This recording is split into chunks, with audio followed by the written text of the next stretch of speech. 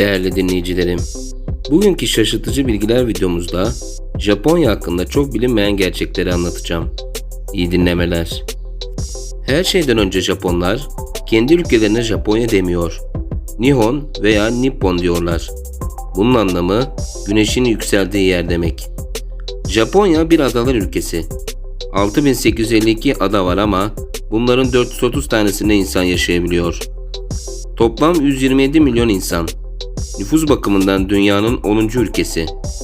Tokyo etrafındaki alanlarla birlikte 35 milyon nüfusa sahip ve dünyanın en büyük metropol alanı. Ayrıca dünyanın en pahalı ikinci kenti. Dünyadaki robotların yarısı Japonya'da. Japonlar teknolojinin pek çok alanında olduğu gibi robotlar konusunda da öncüler ve Asimo gibi insana benzeyen robotlar yapma konusunda çalışıyorlar. Dünyanın en büyük otomobil üreticisi. İçinden otoyol geçen bir binaları var. Sokakların çoğunun ismi yok. Eski Japon savaşçılarına samuray denirdi ve bunlar katana adında bir kılıçla savaşırlardı. Japonlarda karate, judo, sumo, ninjutsu, kendo, jujutsu ve aikido gibi dövüş sanatları kültürün önemli bir parçası. 400 yıldan beri Ağlayan Sumo adında bir yarışma yapılıyor. Bu yarışmada sumo güreşçileri kucaklarındaki bebekleri ağlatmaya çalışıyor. Evlerde beslenen hayvan sayısı çocuk sayısından daha çok.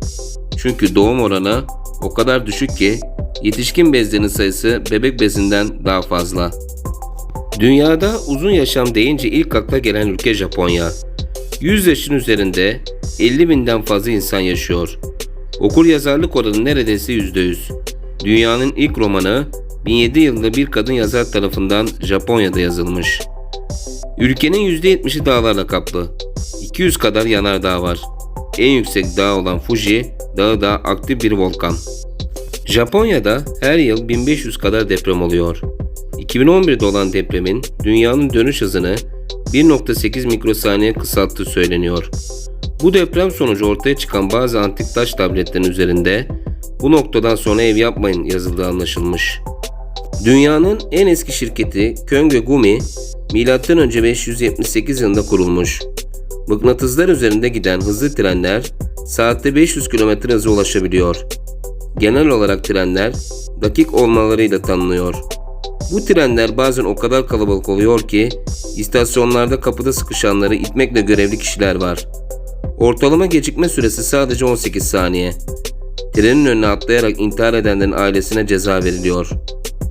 Mahora Yanardağı'nın kriterinin etrafına bir çit çekilmek zorunda kalınmış.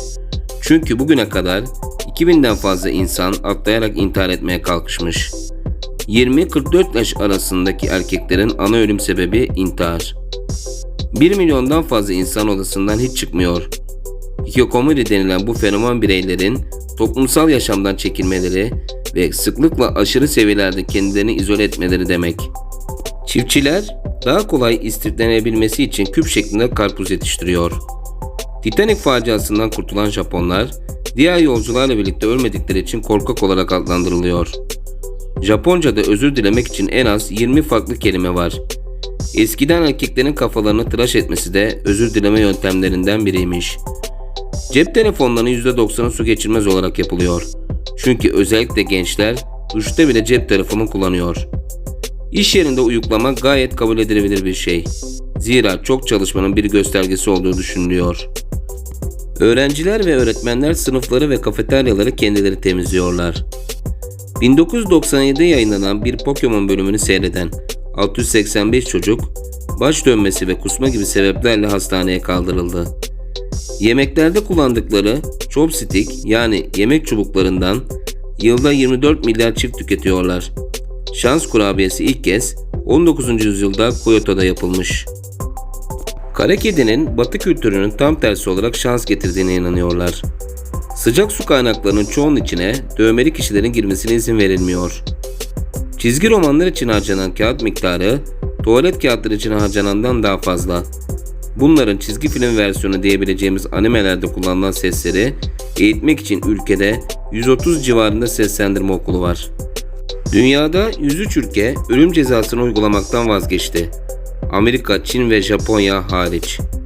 Godzilla resmen bir Japon vatandaşı olarak kabul ediliyor. Değerli dinleyicilerim, bir şaşırtıcı videonun da sonuna geldik. Bu video hakkındaki düşüncelerinizi yorumlarda belirtebilirsiniz. Yeni videolardan haberdar olmak için kanala abone olmayı ve bildirim zilini açmayı unutmayalım.